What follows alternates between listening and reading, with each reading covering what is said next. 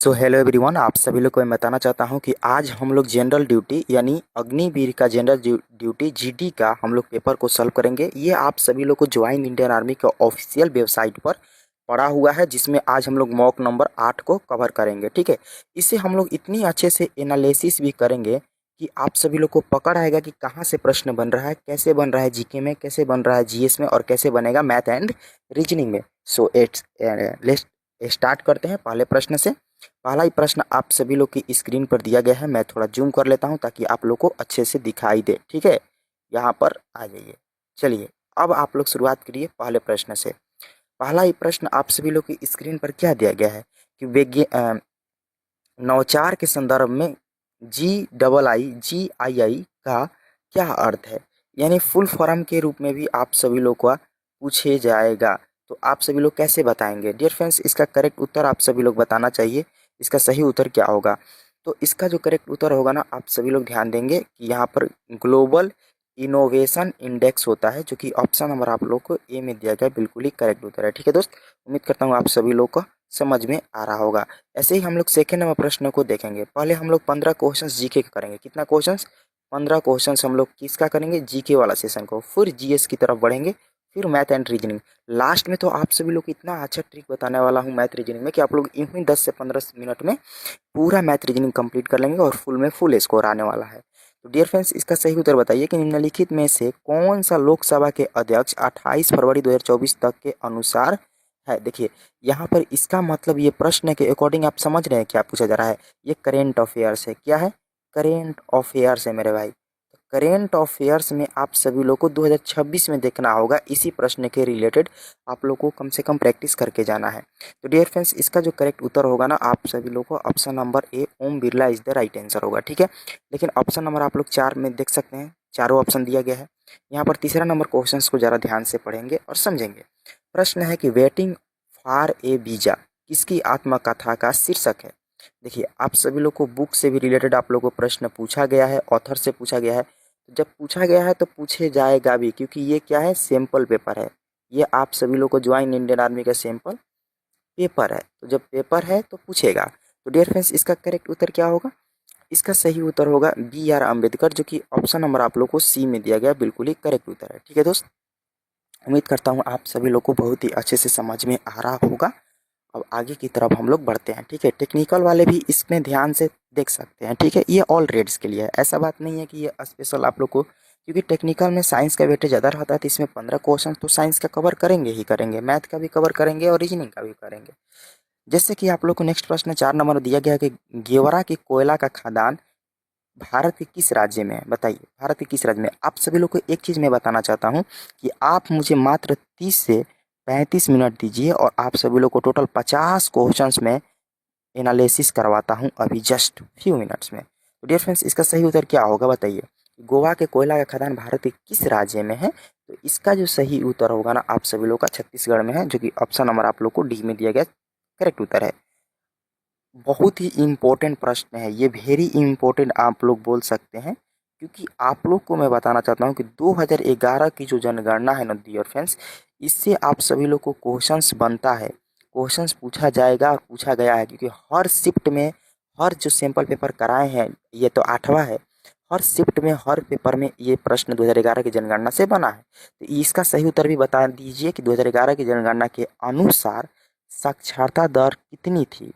तो ये आप सभी लोग का सही उत्तर होगा 74.04 is the right answer. Option number आप लोग को पहला में करेक्ट उत्तर है। 6 नंबर प्रश्न पर आइए और 6 नंबर प्रश्न का सही उत्तर देने की कोशिश कीजिए कि 6 नंबर प्रश्न का सही उत्तर क्या होगा।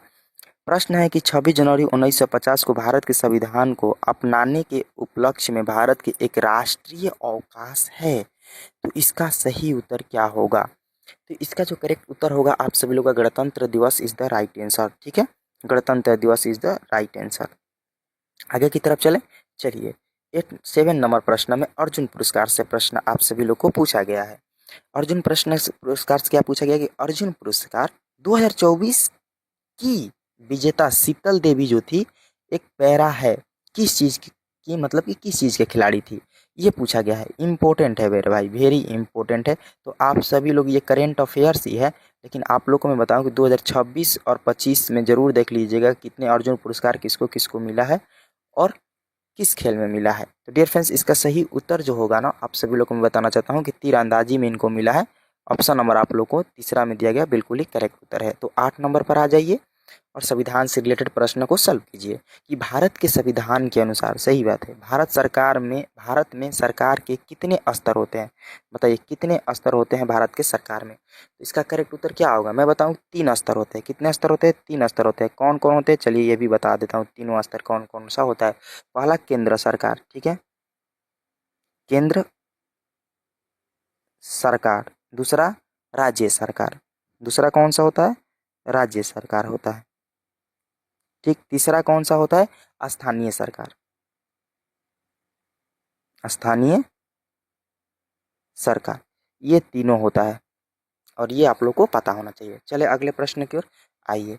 अगला प्रश्न 9 नंबर पर देखते हैं क्या पूछा गया है। 9 नंबर प्रश्न में पूछा गया है कि पीएम किसान योजना के तहत सभी भूमिधारक किसान परिवारों को 3 समान किस्तों में प्रति वर्ष ब्लैंक की आय प्रदान की जाएगी। तो ये प्रश्न कितना था? 6,000 की जाती थी। कितना की जाती है? 6,000 3 किस्तों में, ठीक है, 2-2 हज़ार करके। तो ये आप लोग का करेक्ट उत्तर है ऑप्शन नंबर तीसरा। 10 नंबर क्वेश्चन पर आ जाइए। 10 नंबर प्रश्न पर देखते हैं क्या दिया गया है कि निम्नलिखित में से कौन सा त्योहार, देखिए यहाँ पर त्योहार से रिलेटेड प्रश्न है, मेघालय में खासी लोगों के द्वारा मनाए जाने वाला 3 दिवसीय उत्सव, ठीक है, बताइए। इसका सही उत्तर क्या होगा आप लोग को बताना होगा। तो डियर फ्रेंड्स, इसका जो करेक्ट उत्तर होगा ना, आप सभी लोगों को मैं बताना चाहता हूँ, इसका जो करेक्ट उत्तर होगा यहाँ पर सादर सुख माइनसिन, ठीक है, सादर सुख माइनसिन होगा तीसरा जो करेक्ट उत्तर है। आगे की तरफ 11 नंबर पर आते हैं। जयंती, गांधी जयंती हर साल 2 अक्टूबर को मनाया जाता है। सही बात है, हर साल 2 अक्टूबर को मनाया जाता है, लेकिन महात्मा गांधी का प्रतीक है कि जन्मदिन, मतलब कि किस चीज़ के लिए मनाया जाता है 2 अक्टूबर को गांधी जयंती? बताइए, बताइए आप सभी लोग जल्दी से। ऑप्शन आप लोग को दिखाई दे रहा होगा। इसका करेक्ट उत्तर होगा उनके जन्मदिन पर, ठीक है, उनका जन्म हुआ था इस समय, ठीक है। चलिए 12 नंबर प्रश्न लंबा है, कोई बात नहीं, देखते हैं क्या पूछा गया है। प्रश्न है कि भारतीय संविधान के अनुसार निम्नलिखित में से कौन सा विकल्प भारतीय नागरिक का मौलिक कर्तव्य नहीं है? यहाँ पर देखिए फोकस कीजिएगा, नहीं पूछा गया है। तो चलिए ऑप्शन नंबर आप लोग को देखते हैं। चारों ऑप्शन में संविधान का पालन करना और उसके आदर्शों और संस्थानों, राष्ट्रीय ध्वज और राष्ट्रीय गान का सम्मान करना, भारत की संप्रभुता, एकता और अखंडता को बनाए रखना और उसकी रक्षा करना, अपने पर्यावरण की रक्षा के लिए पेड़ लगाना या वैज्ञानिक दृष्टिकोण, मानव दातावाद तथा जिज्ञासा एवं सुधार का संभव भावना का विकास करना। इन चारों ऑप्शन में सही उत्तर क्या होगा आप सभी लोग जरूर बताएंगे और अपना एनालिसिस भी करते चलिएगा और कितना स्कोर करते हैं ये तो आप लोग को बताना ही बताना है। तो डियर फ्रेंड्स, इसका जो करेक्ट उत्तर होगा ना, आप सभी लोग को बता दें कि आपने पर्यावरण की रक्षा के लिए पेड़ लगाना, जो कि आप लोग को ऑप्शन नंबर तीसरा में दिया गया, बिल्कुल ही करेक्ट उत्तर है, ठीक है, बिल्कुल ही करेक्ट उत्तर है। चलिए मैं थोड़ा सा और जूम इन कर लेता हूँ। चलिए अब चलते हैं 13 नंबर प्रश्न पर। देखिए 13 नंबर प्रश्न क्या पूछा गया आप लोग से कि भारतीय वायुसेना का मुख्यालय कहाँ है? भारतीय वायुसेना का मुख्यालय जो है, बताएंगे आप सभी लोग कहाँ पर है? तो ये नई दिल्ली में है। नई दिल्ली भारत की राजधानी में है, जो कि आप लोग को ऑप्शन नंबर तीसरा में दिया गया करेक्ट उत्तर है नई दिल्ली। यमुना नदी के किनारे स्थित है। नदी से भी रिलेटेड याद रखेंगे, यमुना नदी के किनारे स्थित है, ठीक है। चलिए 14 नंबर प्रश्न पर आ जाइए। 14 नंबर प्रश्न क्या पूछा गया आप लोग से? प्रश्न है कि निम्नलिखित में से कौन सा बौद्धों का पवित्र धार्मिक ग्रंथ है? बौद्धों का, ठीक है। तो इसका सही उत्तर क्या होगा बताइए तो? इसका सही उत्तर स्थल पूछा गया है मेरे भाई, स्थल पूछा गया है, तो स्थल के अकॉर्डिंग आप लोग का बोध गया इज द राइट आंसर होगा, ठीक है। चलिए 15 नंबर प्रश्न कि मार्च 2022 की स्थिति के अनुसार पन्ना देश के एकमात्र यंत्रीकृत ब्लैंक खदान है। तो इसका करेक्ट उत्तर जो होना चाहिए होगा वो हीरा, ठीक है। चलिए आप लोग ने जीके वाले सेशन में जीके वाले सेशन में टोटल 15 क्वेश्चंस को कंप्लीट कर चुके हैं। ठीक है, अब हम लोग चलेंगे जीएस वाले सेशन पे। जीएस वाले सेशन में भी 15 क्वेश्चंस के लिए आप लोग हो जाइए रेडी। तो पहला ही प्रश्न आप लोग को 16 नंबर पर क्या दिया गया है, ज़रा इसे ध्यान से देखेंगे और समझेंगे, फिर आप लोग को उत्तर बताना है। ठीक है, तो चलिए पहला प्रश्न क्या दिया गया है, साइंस का प्रश्न कि एक धातु का तार 10 वोल्ट विभवांतर का प्रयोग करने पर इसमें 5 एम्पियर की धारा प्रवाहित होती है। देखिए भी कितना दिया है मेरे भाई 10, और आई कितना दिया है 5 एम्पियर दिया गया है। ठीक है, और क्या पूछा गया, तार का प्रतिरोध यानी आर का मान पूछा गया है। तो जब भी ये तीनों दिया रहे तो आप लोग को ओम का नियम पता होगा कि V is equal to I R होता है। ठीक है, तो V दिया है 10, आई दिया है 5 एंड आर पूछा है, तो आर कितना हो जाएगा 2 हो जाएगा। तो 2 ओम जो होगा आप सभी लोग का करेक्ट उत्तर होगा। ऑप्शन नंबर तीसरा is the right answer. Third number क्या है, सही उत्तर है। आगे की तरफ इसी तरह हम लोग धीरे धीरे बढ़ते हुए 17 नंबर पर आ चुके हैं, और 17 नंबर प्रश्न को हम लोग देखेंगे कि न्यूटन के गति के प्रथम नियम को किस नाम से जाना जाता है। वेरी इंपॉर्टेंट प्रश्न है, आप सभी लोग को ये प्रश्न एग्जाम में सीधे देखने को मिल सकता है। तो जड़त्व का नियम कहा जाता है न्यूटन का पहला नियम। सेकेंड नियम में फार्मूला दिया गया था F is equal to m a, और थर्ड नियम है action is equal to reaction. याद रखिएगा थर्ड कौन सा है, थर्ड वाला एक्शन और रिएक्शन नियम। ठीक है, चलिए 18 नंबर प्रश्न पर आ जाइए। निम्नलिखित में कौन सा बल हमारे सौरमंडल ग्रहों में सूर्य से बांधता है। ये आप लोग का सही उत्तर होगा गुरुत्वाकर्षण बल। ठीक है, और इसका फॉर्मूला आप लोग को बता देते हैं, F is equal to G m m by d square. ठीक है, अब इसका मैं बता दूं एक चीज़ और, जी का मान होता है 6.673 गुणे 10 के power minus 11 newton metre square पर केजी स्क्वायर होता है ना। चलिए, तो उम्मीद करता हूँ कि यहाँ से अब जो भी प्रश्न पूछेगा तो 2-3 पूछ सकता है, हो सकता है अगर रिलेट कर दे तो आप लोग को यहाँ से देखने को मिल जाएगा। चलिए 19 नंबर प्रश्न पर आ जाइए।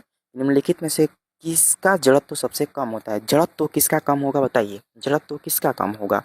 तो डियर फ्रेंड्स इसका करेक्ट उत्तर होगा आप सभी लोग का एक पंखा का। ठीक है, चलिए 20 नंबर, निम्नलिखित में से क्या प्रवाहित हो सकता है। ऑप्शन से ऐसे प्रश्न को आप लोग ऑप्शन से टैकल कीजिए, ऑप्शन से आप लोग का इजीली बन जाएगा।